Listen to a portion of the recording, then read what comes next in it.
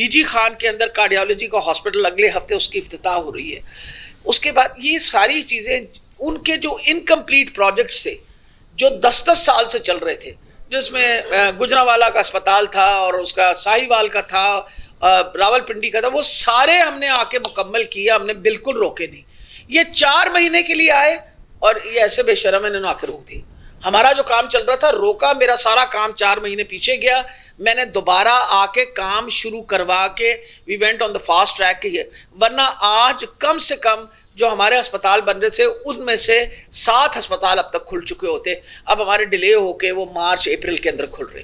اس کے علاوہ میں آپ کو یہ بتا دوں کہ صرف ہماری طرف امپلائمنٹ نہیں، یہ آپ کو مراد بھی بتائیں گے نمبر آف امپلائمنٹ جو انہوں نے کی ہے اور جو ہمارے پالیسیز آئی ہیں اس کے لیے.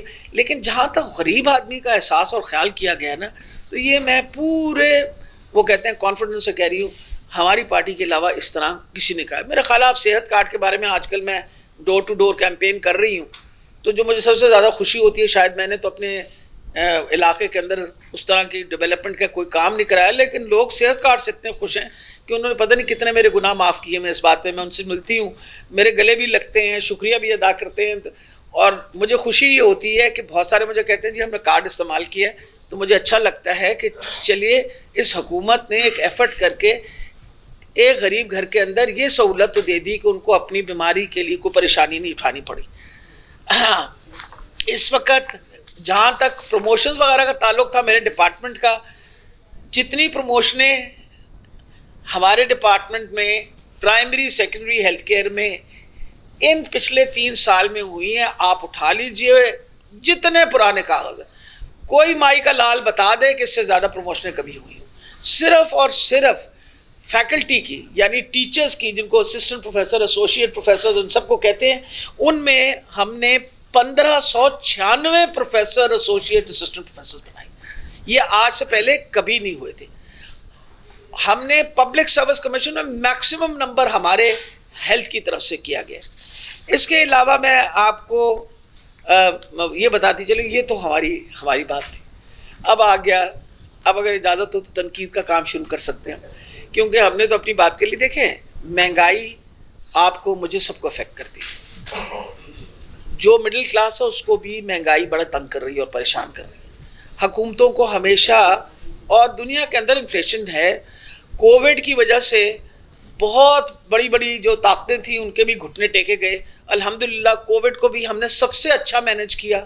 آج الحمدللہ حالانکہ چائنا میں دوبارہ مسئلہ بن گیا ہے، ہم نے تو وارننگز ابھی بھی دے دی. ہماری ابھی بھی 0.3% to 0.2% انفیکٹیوٹی ریشیو ہے. 96%، 96% ہماری جو لوگ ہیں above the age of 12 they have been, ان کو 2 ویکسین لگی ہوئی ہیں. آپ ساروں کو لگی ہوئی ہے نا؟ لگی ہوئی ہے نا؟ اس کا مطلب ہے ویکسین لگی ہوئی ہے. اور شکر ہے خدا کا کہ 5 اور 12 سال کے درمیان جو بچے ہیں ان کو بھی ہم نے ویکسین لگا دی. اب بوسٹر ڈوز کے لیے ہم سب کو کہتے ہیں، ہمارے پاس فائزر کی بوسٹر ڈوز پڑی ہوئی ہے، باقی کی موڈرنا کی پڑی ہوئی ہے، آپ لوگ ضرور لگوا لیں. لیکن میں یہ بتا رہی ہوں یہ چیزیں وہ ہوتی ہیں جس کے لیے حکومت کو سوچنا پڑتا ہے کہ اگر میں چاہتی ہوں کہ میرے لوگ کام کریں تو ان کی صحت بڑی ضروری ہے، اور صحت کے لیے یہ بہت ضروری ہے کہ میں صحت کی سہولتیں ساری دے سکوں ان کو. سب سے زیادہ ویکسینیشن EPI پروگرام جو کہ 23 میں ہم نے کہا تھا کہ ہم 91% بچے جو ہیں ان کو ویکسینیٹ کر دیں گے. الحمدللہ 2022 کی فروری کے اندر رزلٹ اور رپورٹ کے مطابق ورلڈ ہیلتھ آرگنائزیشن کی ہم نے الحمدللہ 91.5% ہمارے بچے سارے ویکسینیٹ ہو گئے. اب آ گئی ہے تنقید کی بات. ہر چیز کی قیمت بڑھ گئی، اس کے بارے میں تو کوئی شک نہیں نا، آپ کو بھی پتہ اور مجھے بھی پتہ ہے. تیل کی قیمت بڑھی. ہمارے وقت میں 100 روپے کا اگر بیرل تھا، ہم پھر بھی آپ لوگوں کو 140 اور 145 کے درمیان پیٹرول کی.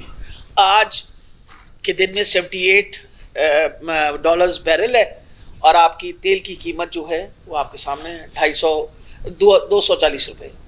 انہوں نے 10 کم کیے تھے، اس کا پتہ ہی نہیں چلتا کہ کون سے کم کیے تھے. پھر آپ کی بجلی کے نرخیں بڑھ گئے. گیس آئے یا نہ آئے بل ضرور آئے گا. گیس نہ آئے یا آئے بل آئے گا ضرور.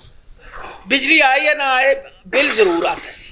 اور آپ کے سامنے کتنے بڑے بڑے بل آئے ہیں. ہمیشہ یاد رکھیے جب فیول کی قیمت بڑھتی ہے تو ہر چیز کی قیمت بڑھتی ہے. پھر اس وقت فلڈز کے دورانیہ کے اندر جس طرح کا کام پنجاب حکومت نے کیا ہے اس طرح کا کام باقی سندھ کی حکومت نے بالکل نہیں کیا. حالات سندھ کے بہت خراب ہیں. جو آپ کی ویٹ کی ہونی تھی، گندم کی کاشتکاری ہونی چاہیے، اس میں بہت زیادہ حرج ہوا ہے. اس کی وجہ سے ہمیں کل فوڈ سیکیورٹی کا مسئلہ پڑ جائے گا. یہ اس کی ذمہ داری سندھ کی حکومت اور فیڈرل گورنمنٹ کی. اب رہا جہاں تک فیڈرل گورنمنٹ کا تعلق، آج کا دن جو سب سے بڑا اس وقت المیہ ہے، ہم کہتے ہیں الیکشن ہو، وہ کہتے ہیں الیکشن نہ ہو. جو الیکشن ہونی تھی اس کو روکتے ہیں. اسلام آباد میں کل سپریم کورٹ نے، ہائی کورٹ نے کہہ دیا کہ جی اسلام آباد کورٹ نے کہہ دیا الیکشن کراؤ. وہ ہمارے بندے تو سارے پہنچ گئے ہیں ووٹ ڈالنے کے لیے.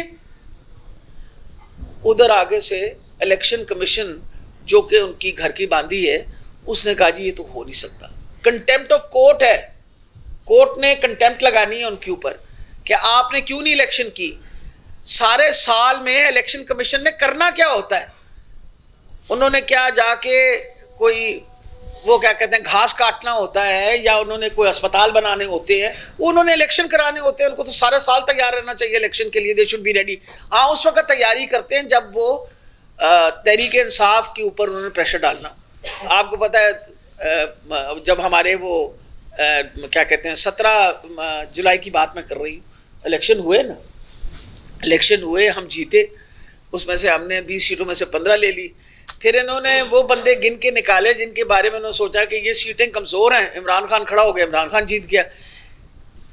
میں صرف التجا یہ کرنا چاہ رہی ہوں کہ یہ آپ الیکشن سے کب تک بھاگیں گے؟ مطلب کب تک دوڑیں گے؟ کہاں کہاں بھاگ کے جائیں گے؟ اور مجھے افسوس ہوتا ہے کہ ادارے جو ہیں کیا یہ بات سمجھ نہیں رہے کہ یہ جتنے میں نے بات کی ہے، اس وقت مہنگائی کا جو طوفان ہے، اس وقت جو اکنامک انسٹیبلٹی آئی ہوئی ہے، اس وقت جو چانسز ہے کہ ہم ڈیفالٹ میں چلے جائیں، اس وقت جو ساری دنیا میں ہماری بدنامی ہو رہی ہے، ایک قدم اٹھانے کی وجہ سے آپ حالات بہتر کر سکتے ہیں. کیونکہ اگر الیکشن ہو جائیں ٹائم پہ، پولیٹیکل سٹیبلٹی آ جائے تو یقیناً اکنامک سٹیبلٹی آئے گی.